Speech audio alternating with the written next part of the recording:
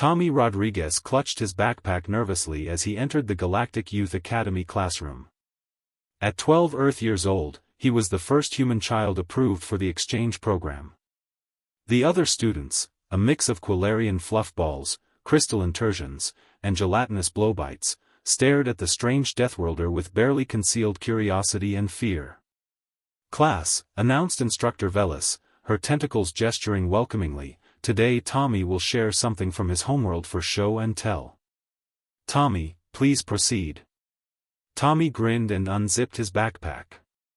"I brought my pet." The collective intake of breath was audible across species-specific breathing apparatus. Pets were common in the galaxy, small, docile creatures bred for companionship. Instructor Velis relaxed slightly. Perhaps humans weren't so different after all. Then Tommy pulled out the container. "This is Charlie," he announced proudly, opening the transparent box. An 8-legged creature emerged, covered in bristling hair, each leg as thick as a writing instrument. Its multiple eyes gleamed in the classroom lighting as it crawled onto Tommy's bare hand.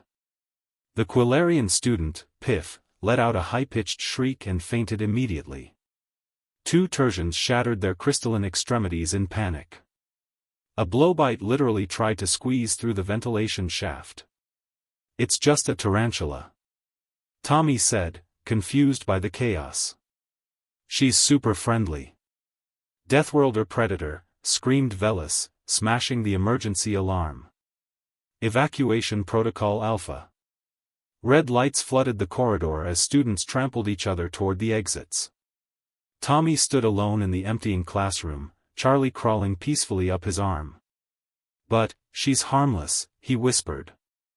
Within minutes, a full hazmat team arrived, weapons drawn. The school's headmaster, a dignified Valdorian named Kresh, appeared via hologram, safely from 3 systems away. "Young human," Kresh's voice trembled, "that creature, it has venom, does it not?" "Well, yeah," Tommy admitted. "But Charlie's a Chilean rose hair. Her venom is weaker than a bee sting." "Bee sting?" Instructor Velis had crawled onto the ceiling. "You're saying your world has multiple venomous species? Flying ones?"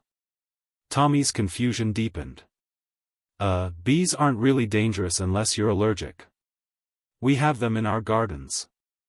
They make honey, that's food we eat." The hazmat team exchanged horrified glances. You consume products from venomous creatures?" one technician whispered. "Sure. Honey's great. Oh, and we also eat cows, pigs, and chickens.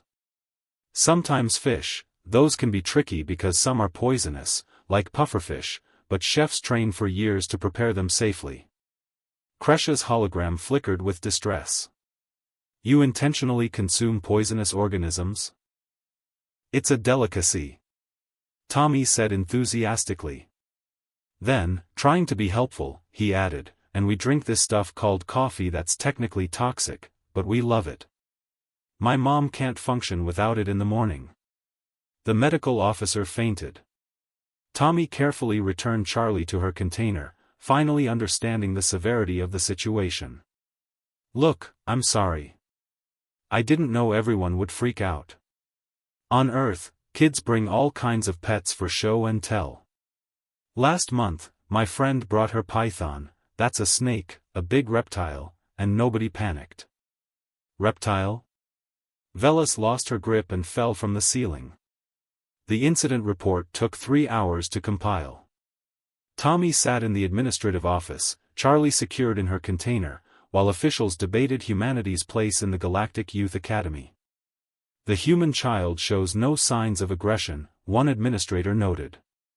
"He genuinely believes that venomous arachnid is cute. His psychological profile indicates affection toward the predator," another added. "This is consistent with human behavior. They apparently domesticated apex predators called wolves thousands of years ago and turned them into companions."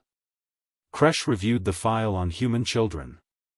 "It says here that human juveniles regularly handle creatures that could harm them, and parents consider this character building?"